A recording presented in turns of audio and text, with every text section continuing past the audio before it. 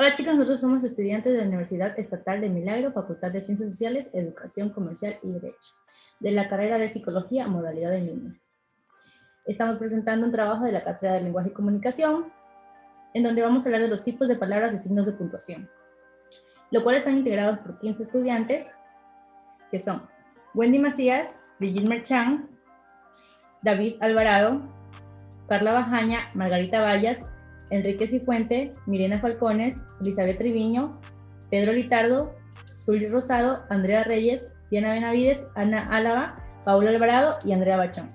El día de hoy, junto a mis compañeros, vamos a exponer dos temas súper importantes en la asignatura de lenguaje, que son tipos de palabras y signos de puntuación. Los tipos de palabras, si bien es cierto, como nos han ido enseñando en la educación básica, todas las palabras se acentúan, pero sin embargo no todas las palabras llevan tilde. Cada palabra en español tiene su propia acentuación y normas, una serie de normas. Existen 4 tipos de palabras que son aguda, grave, esdrújula y sobreesdrújula. En esta ocasión yo les voy a presentar 3 tipos de palabras que son la aguda, grave, esdrújula. Ya. Las palabras agudas son aquellas que se acentúan en la última sílaba. Este tipo de palabras se acentúan siempre y cuando terminen en vocales A, E, I, O, U y consonantes N y S. Un claro ejemplo de esto, aquí está, podemos observar que las palabras con tilde, como podemos ver, compás, papá, corazón, terminan en vocales y consonantes. Compás termina en S, papá termina en la vocal A y corazón termina en N, perdón. Las palabras sin tilde las tenemos aquí, son mental, dominar y acusar. Como podemos observar, esas terminan en consonante, pero no terminan en N y S. Deberían de terminar en N y S para poder llevar tilde. Ya. Otro tipo de palabras son las palabras graves. Estas palabras se acentúan o llevan tilde en la penúltima sílaba. Una regla de estas palabras, llevan tilde si llevan cualquier consonante, a excepción de la N o S. Por aquí vamos a presentar unos ejemplos. Una palabra muy básica como ejemplo de palabra grave es la palabra árbol. Como podemos observar, esa termina en la consonante L. Y como vimos en la regla de acentuación, cualquier palabra grave lleva consonante en excepción de N o S. Otra palabra, tenemos aquí la palabra marcha. Como podemos observar aquí, esta palabra termina en A. Por lo tanto, lleva acento, pero sin embargo no tilde y es grave. Aquí podemos observar varios ejemplos de palabras graves con tilde y sin tilde. Graves con tilde: cárcel, álbum, cáncer. Y palabras sin tilde, graves: hoja y vino. Ya. Las palabras esdrújulas son aquellas sílabas tónicas que se acentúan en la antepenúltima sílaba. Estas palabras generalmente todas llevan tilde. Y se diferencian, voy a leer un poco aquí, se diferencian del hiato del dictongo. El dictongo existe cuando se unen 2 vocales en la misma sílaba, y el hiato, en cambio, se produce cuando es preciso colocar una acentuación para separarla del dictongo. Aquí voy a presentar 2 ejemplos, una con hiato y otro con dictongo. Como podemos ver, náufrago, aquí están juntas 2 vocales, por lo tanto es un hiato, y dictongo, aquí se separan las vocales, por lo tanto es un dictongo. A continuación, mi compañera le va a seguir explicando un poco más de las palabras. Bueno, hola, buenas noches, soy Diana Benavides y voy a seguir con el tema de los tipos de palabras y voy a hablar del tema de las palabras sobreesdrújulas. Las palabras sobreesdrújulas son aquellas que llevan el acento en la sílaba anterior a la antepenúltima, que vendrían a ser la cuarta y quinta, y a todas se les marca la tilde. Entonces aquí podemos ver el ejemplo de cuando se acentúa.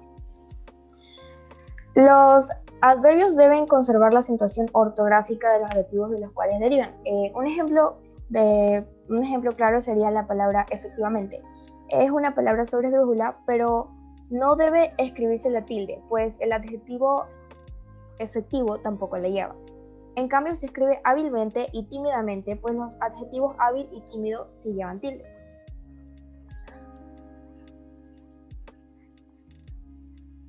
Ya, por ejemplo, está el créamelo, el tímidamente, atrápamelo rápidamente, guárdamelo y coméntamelo.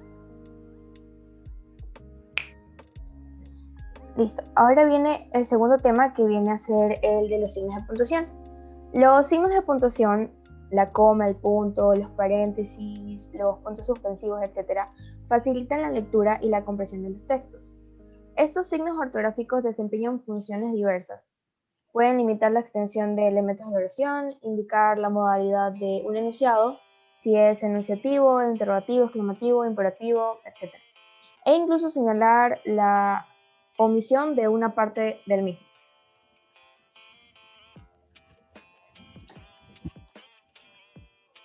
Ya, ahora vamos a hablar del punto. El punto como signo de puntuación indica pausas largas o cortas, así en el final de una oración.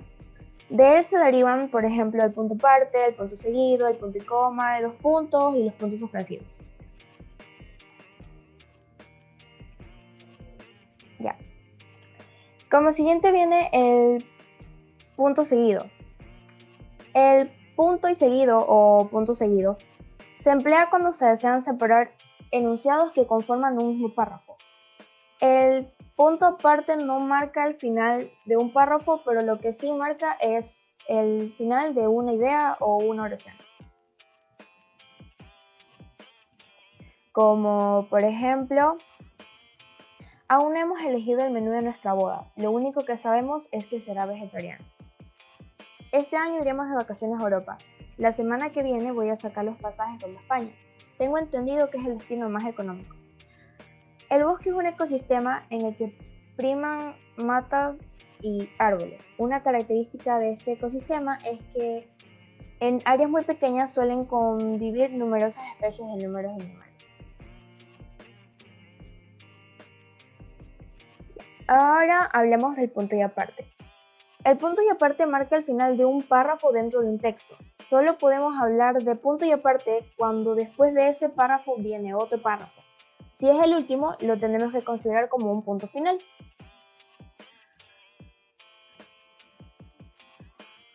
Como por ejemplo, bueno, de aquí les voy a leer un solo ejemplo porque pues son dos y son bastante largos, así que solo explicaré uno para avanzar.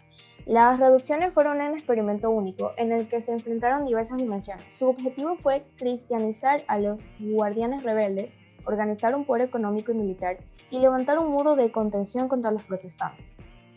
Las misiones dieron resultado porque los religiosos contaron con un grupo indígena, el guaraní, que resultaron proclives a adaptarse al sistema de vida de los jesuitas.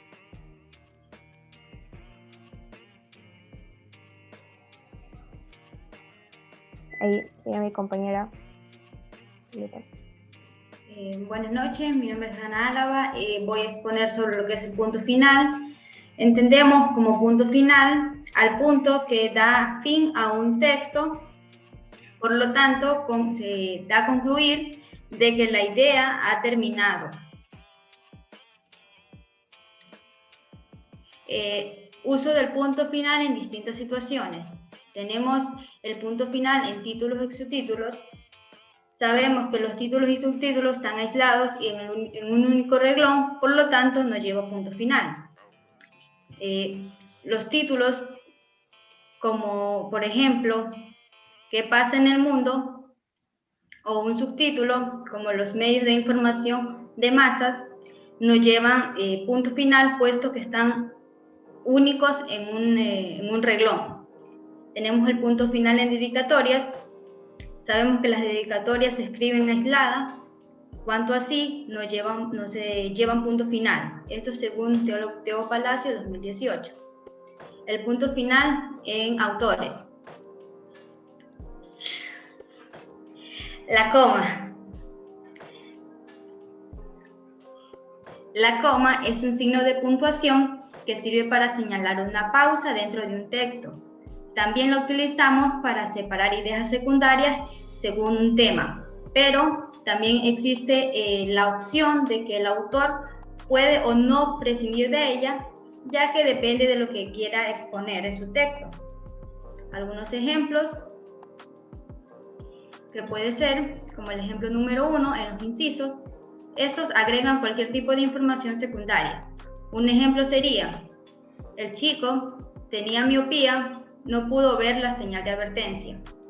Como un segundo ejemplo, podríamos ser en los conectores discursivos. Estos se encargan de atribuir enlaces lógicos entre enunciados. Pueden ir seguidos, precedidos o entre comas. Un ejemplo sería, pude llegar a mi destino y además logré estar ahí antes de tiempo. Por último, podemos también poner un ejemplo en lo que son oraciones condicionales. Estas están formadas por dos oraciones, una que expone una condición y la otra que le da respuesta a la primera. Un ejemplo sería, cuando vayas al supermercado, cómprame algo. Los dos puntos. Definen unidades sintácticas jerárquicamente inferiores al enunciado, sean o no oracionales. Los dos puntos sirven como consecuencia para llamar la atención de lo que se está escribiendo en un discurso. Normalmente lo podemos encontrar en lo que son discursos directos y una regla general es que se empieza con minúscula después de los dos puntos. Siguiente. Se usan los dos puntos en los siguientes casos. Delante de una enumeración enunciada con un verbo. Un ejemplo sería, los colores de la bandera del Ecuador son amarillo, azul y rojo. En las citas textuales, ejemplo sería, se tiró a la cama y gritó, no puedo, después de las fórmulas de saludos en cartas y documentos. El ejemplo sería, apreciado señor Pérez, y van los dos puntos. Un cuarto ejemplo también sería en los textos jurídicos y administrativos. Un ejemplo sería, certifica y ponemos los dos puntos adicional ya la información que queramos redactar. Puntos suspensivos. Los puntos suspensivos están formados por 3 puntos que se escriben de manera consecutiva. Estos se utilizan principalmente para señalar en un discurso que continúa o también para hacer algún tipo de pausa, señalar que hay una duda o marcar una suspensión en lo que no se interese, inferir por diferentes motivos. Siguiente.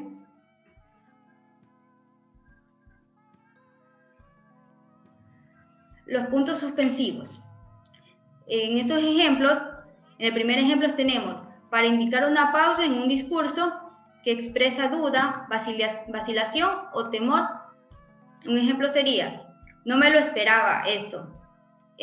Bueno, para señalar una interrupción voluntaria del discurso.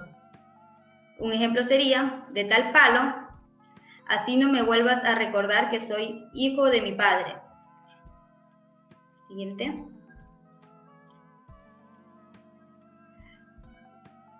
Las comillas.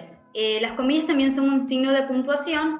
Existen 3 tipos de comillas, las cuales son las comillas angulares, también llamadas latinas o españolas, las comillas inglesas y las comillas simples. Las comillas angulares, también llamadas latinas o españolas, son normalmente las más recomendadas por la RAE. Estas se usan en primera instancia en los textos escritos. Un ejemplo sería en las citas textuales. También las podemos emplear para señalar dichos populares, como un ejemplo que tenemos aquí. Si bien dice el refrán, el león no es como lo pinta. También para señalar palabras con sentido irónico o también para señalar palabras. Un ejemplo sería la interjección ay expresa un estado de ánimo. Las comillas inglesas. Este tipo de comillas son las más utilizadas normalmente en todo tipo de escritura. Consiste en lo que son 2 rayas oblicuas que forman un tipo gancho. Un ejemplo de el uso de las comillas inglesas podría ser, el presidente del Ecuador señaló, no podemos dejar que estos crímenes nos intimiden. cierro con comillas. También hay que recordar que las comillas van unidas a la primera palabra y a la última palabra. A continuación, las comillas simples a cargo de la compañera Zuli. Hola con todos, soy Zuli y les voy a explicar sobre las comillas simples, ¿sí? Estas comillas son casi iguales a las inglesas, pero se diferencian porque solamente es una raya oblicua, por lo tanto también van al inicio y también van al final, y sirven mayormente para enmarcar los que son los significados. Por ejemplo, todos queremos ir a comer a un lugar llamado la Casa del Pan. En este ejemplo queremos señalar exactamente a qué lugar se quiere ir a comer. Los paréntesis, corchetes y guiones. Bien, los paréntesis se utilizan para encerrar aquellas aclaraciones o indicios que se quieren dar dentro de un texto. Entre ellos el uso de los paréntesis tenemos que se utilizan en las cláusulas o frases intercaladas con sentido explicativo independiente, como por ejemplo, con este último pedido, entre paréntesis ponemos, espero comprenda la tardanza. Perdón. Estamos denotando aquí el sentido explicativo del por qué tardó. Y cerramos paréntesis, concluimos la operación. También lo utilizamos para aclaraciones correspondientes a abreviaturas y siglas, como por ejemplo, el maestro JS, y entre paréntesis ponemos el significado de esa sigla, que en este caso es Joe Satriani, es uno de los genios de la guitarra. También lo utilizamos para encerrar traducciones, como por ejemplo, amicus es taquam alter idem, que entre paréntesis ponemos el significado que un amigo es un segundo yo. También lo utilizamos para agregar fechas, como por ejemplo el descubrimiento de América, y entre paréntesis ponemos la fecha en la que ocurrió, que fue en 1492, significó un hecho trascendental. Y también lo utilizamos para encerrar las acotaciones en las obras teatrales y en los guiones de radio, televisión o cine, como por ejemplo, Karen, entre paréntesis sonrojándose, no quiso decir que tú, olvídalo. Utilizamos los paréntesis para hacer las acotaciones para que los actores sepan lo que tienen que hacer en el momento de actuar. Y quiero recalcar también que al momento como lectores es opcional leer lo que está en los paréntesis, es decir, que si no lo leemos no afectaría la redacción del texto. Muy bien, los corchetes también son signos dobles, es decir, que se utilizan al inicio y al final, y se utilizan de una forma parecida al igual que los paréntesis, ¿sí? Para incorporar lo que es información complementaria o aclaratoria dentro del párrafo. ¿Sí? Se usan cuando dentro de un determinado enunciado que se encuentra entre paréntesis es necesario la introducción de alguna otra precisión o necesidad aclaratoria notoria, es decir, que al momento cuando estamos aclarando algo entre paréntesis y queremos aclarar algo también dentro de ello, utilizamos lo que son los corchetes. También se usan en la inclusión de 3 puntos, al momento en el que queremos omitir el fragmento original en nuestro texto. También lo utilizamos en la parte de la poesía, al momento en el que estamos redactando y en el verso no nos alcanza todo lo que queremos escribir, utilizamos los corchetes para notar que vamos a escribir en la siguiente línea. Y también cuando en un texto transcrito el copista o editor quiere incorporar alguna información que falte, al igual que se utilizan los paréntesis. Muy bien, los guiones son unos signos conocidos, son una rayita muy conocida y forma parte de los signos ortográficos auxiliares y tienen muchos usos, entre ellos tenemos los que vamos a destacar en este momento. Sí, primero sirve para dividir palabras al final de la línea. Si al momento cuando estamos escribiendo y al final de la línea no nos alcanza toda la palabra, utilizamos el guión para que en la siguiente línea podamos continuar con la palabra.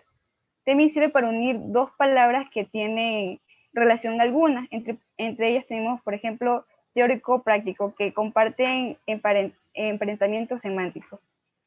Y también para unir otras combinaciones gráficas que tienen relaciones entre sí, como por ejemplo, cuando ponemos 10-21, estamos dando un ejemplo de que es desde la página 10 hasta la página 21, o cuando utilizamos un siglo, por ejemplo, 15-20, estamos dando a entender que todo lo que pasó fue desde el siglo XV hasta el siglo XX.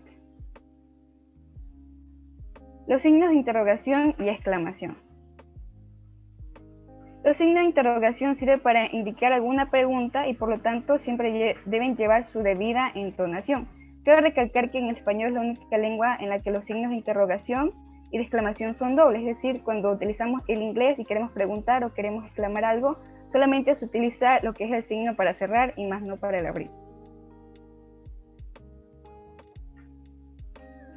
Muy bien, normas de escritura. Si la oración interrogativa no coincide con el inicio del enunciado, entonces la primera palabra dentro de estos signos va en minúscula. Por ejemplo, un momento, ¿qué hora es? Nos damos a entender que un momento no es parte de nuestra pregunta, por lo tanto siempre va a ir separado de ella. Los signos de apertura y de cierre van pegados a la palabra que le sigue o procede respectivamente según un espacio. Ahí tenemos el ejemplo, ¿qué hora es? Sí, la palabra siempre, los signos siempre van a ir unidas junto a la pregunta.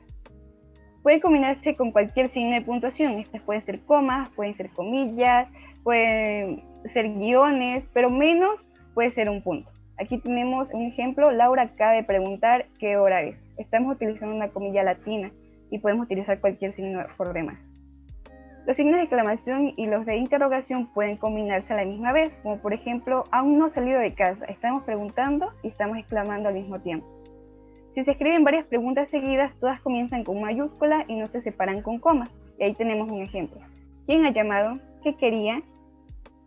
Y también cabe recalcar que las palabras qué, cómo, cuándo, dónde, por qué, para qué, siempre van a llevar tilde momento cuando vamos a preguntar o cuando vamos a exclamar.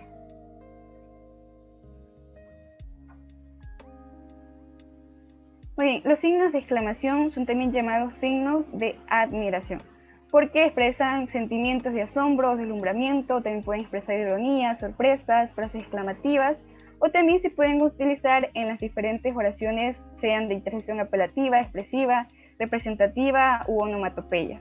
Y aquí vamos a ver un ejemplo de una onomatopeya, que está oh, pan, wow, pis. Siempre estas onomatopeyas las vamos a utilizar con signos de exclamación. Además de eso, también se pueden emplear en la literatura, con diálogos o retóricas que suelen aparecer en frases convocativas como David, eres un mentiroso. U otro ejemplo, oh, qué sorpresa me has dado. Por último, tenemos lo que es el punto y la coma. Perdón, el punto y coma, ¿no? Es un signo que indica una pausa intermedia dentro del texto, ¿sí? Cuando se utiliza, también cabe recalcar que al momento de utilizar el punto y coma, la palabra que lo antecede debe ir junto al signo y la palabra que lo procede siempre tiene que haber un espacio después de ello.